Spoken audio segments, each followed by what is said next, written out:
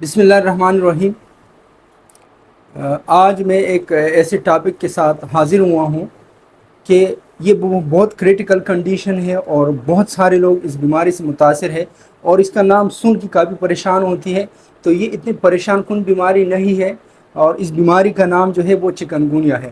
تو اس ویڈیو میں ہم چکن گونیا کے جو سائن سمٹم ہے یا چکن گونیا سے جو علامات ظاہر ہوتے ہیں اس پہ ہم ڈسکس کریں گے، اور اس کے ساتھ ساتھ ہم جو ہے ایسے پریونشن اس ویڈیو میں ڈسکس کریں گے کہ ہمیں چکن گونیا نہ ہو، اور چکن گونیا ہوتا کیا ہے، چکن گونیا کا علاج کیا ہے، چکن گونیا کے لیے ڈائگنوسٹک ٹیسٹ کون سے ہیں، اور اس کے جو احتیاطی تدابیر ہے وہ کیا ہونی چاہیے۔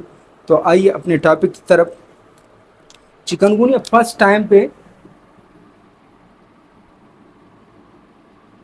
اس کی کیس رپورٹ ہوئی 1952 میں، کیونکہ یہ نئی بیماری نہیں ہے۔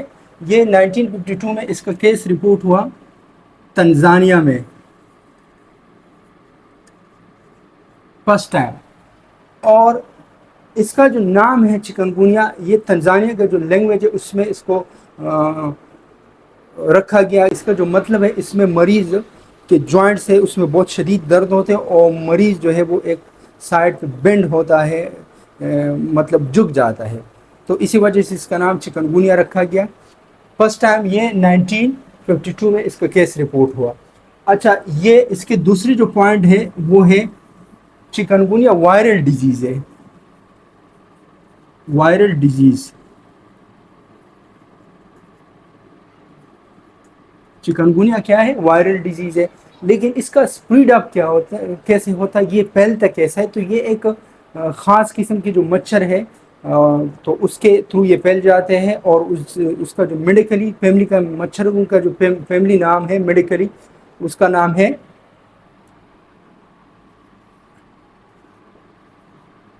ایڈیز ایجپٹائی، اور ایڈیز ایجپٹائی کے تھرو یہ پھیل جاتے، اسپریڈ ہوتے ہیں۔ اور دوسرا نام، دوسری اسپیشیز جو ہیں وہ ہیں ایڈیز ایلبو پیکٹس۔ تو یہ ان دو جو مچھر ہے، دو قسم کے، یا جو ان کا میڈیکل نام ہے، سائنٹیفک نام ہے، ایڈیز ایجپٹائی اور ایڈیز ایلبو پیکٹس، ان کے تھرو پھیل جاتی ہے۔ تو یہ بذات خود ایک وائرل ڈیزیز ہے، لیکن یہ جو ایک انفیکٹڈ انسان ہوتے ہیں اس سے یہ جو دو اسپیشیز ہے مچھر کی، اس کے تھرو یہ صحت مند انسانوں تک پہنچ جاتی ہے۔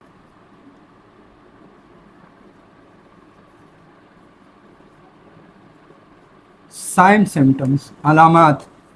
تو اس کے علامات جو ہے وہ ہمارے پاس ہے joint pains, joints and muscular pain.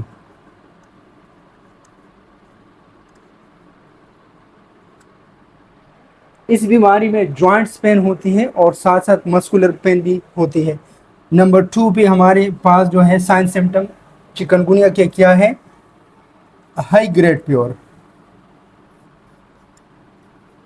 High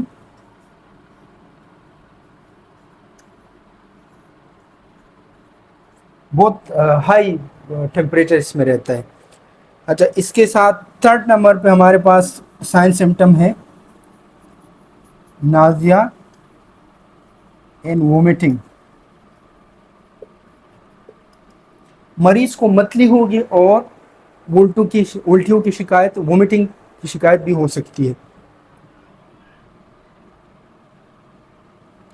4 number پہ ہمارے پاس ہے ریشز،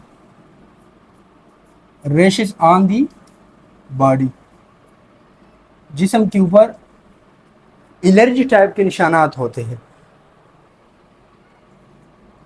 5 نمبر پہ ہمارے پاس ہے ہیڈ ایک۔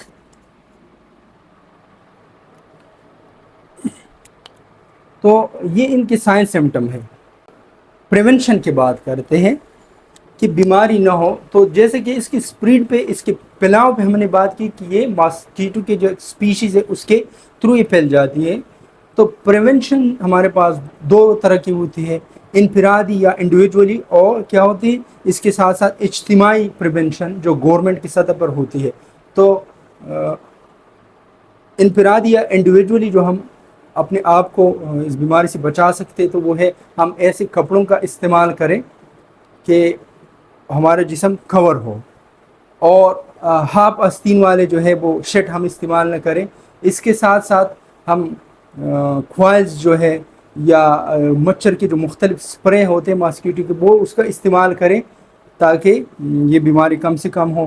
اور اس کے جو یہ مچھر جو ہے یہ اس کا نشو و نما جو ہے وہ صاف پانی پہ ہوتا ہے. تو ہمارے آس پاس اگر صاف پانی جمع ہوا ہے تو اس کو ہم نے ڈمپ کرنا چاہیے، اس کو کلیئر کرنا ہے. گھر میں واش روم میں جیسے برتنوں میں صاف پانی ہوتا ہے ہم جمع رکھتے ہیں تو اس کو بھی ڈانپنا چاہیے. تو یہ اس کی پریونشن ہے. ساتھ ساتھ یہ تو ہم انفرادی طور پر ہم اس کو کر سکتے ہیں، لیکن اجتماعی طور پر یہ گورنمنٹ کی ذمہ داری ہے کہ ماسکیٹوز کے جو سپرے ہے وہ کرے، اور جو خاص کر پینے کا جو پانی ہے اس کی جو لائن ہے وہ اگر کہیں پھٹے کٹے ہو تو اس کو ریپیئر کرے، کیونکہ یہ بیماری ایسی کہ بڑی تیزی کے ساتھ پھیلتی ہے اور یہ مچھر کے تھرو پھیلتی ہے. تو حکومت کو چاہیے کہ مچھر مار سپرے کرے مہینے میں ایک بار، تاکہ مچھر کم سے کم ہو اور اس بیماری کا جو پھیلاؤ ہے وہ کم سے کم ہو. تو یہ پریونشن کی بات ہوئی. اب آئے ہم ٹریٹمنٹ کی طرف. تو اس بیماری کا جو ٹریٹمنٹ ہے وہ کوئی مطلب اسپیشل ٹریٹمنٹ نہیں ہے، جسٹ لائک جیسے کہ چکن ڈینگی میں ہوتی ہے، یا پچھلے سال 2019 20 21 میں جو وبا آئی تھی کرونا کے نام سے، تو وہ بھی وائرل ڈیزیز تھی، اس کی بھی کوئی وہ ٹریٹمنٹ نہیں تھی. اور ابھی تک اس بیماری کی ویکسین جو ہے وہ ابھی تک نہیں بنی ہے. تو لیکن اس کے لیے کیا ہوتے ہیں کہ سائنس سمٹم کے ریلیف کرنے کے لیے مختلف میڈیسن کا استعمال ہوتا ہے. تو وہ ہمارے پاس جیسے کہ اینٹی پائریٹک ڈرگز ہوتے ہیں، پیراسیٹامول یا non steroid anti inflammatory drugs ہوتے ہیں ایلوپیتھک میں، تو وہ استعمال ہوتی ہے تاکہ درد کم سے کم ہو اور ٹمپریچر بھی کم سے کم ہو. اور اس بیماری میں جو ہے ہم نے فلوئڈ انٹیک جو ہے پانی کا استعمال ہم نے زیادہ کرنی چاہیے، تاکہ پانی کا استعمال اگر ہم زیادہ کریں گے تو یہ جو بیماری کی جو شدت ہے وہ کم ہو جائے گی. لیکن ہومیوپیتھک میں کچھ خاص میڈیسن ایسے ہیں کہ وہ آپ کی جو بیماری ہے اس کو روک بھی سکتی ہے. تو پریونشن کے لیے ہمارے پاس جو ڈرگز ہے اس میں ہومیوپیتھک میڈیسن ہے وہ اس میں ہے ایپیٹوریم.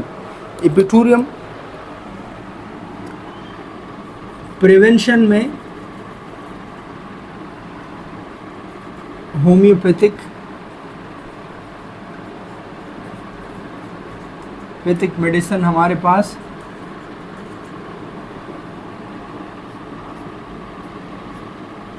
ایپیٹوریم.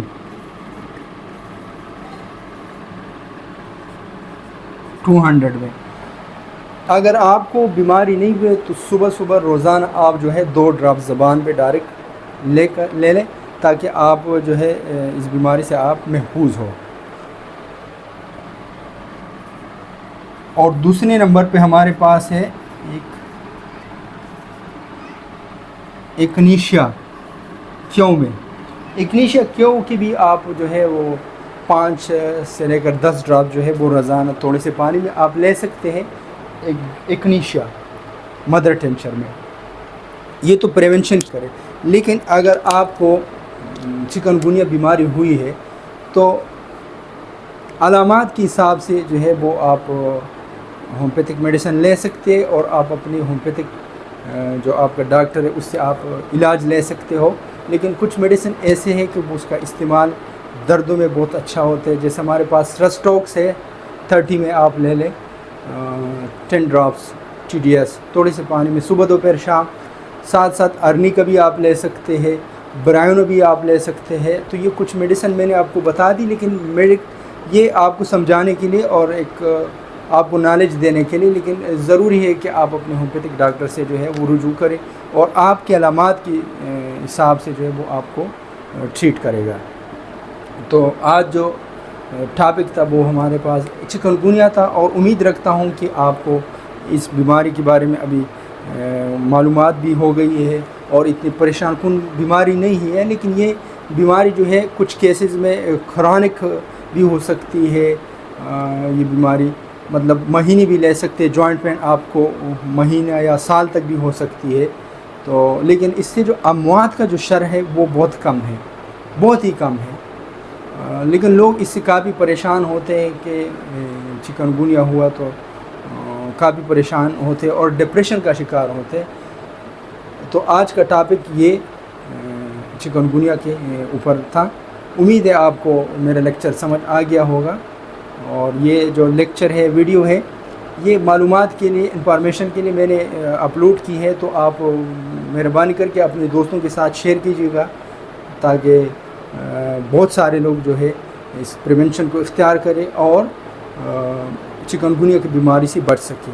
والسلام۔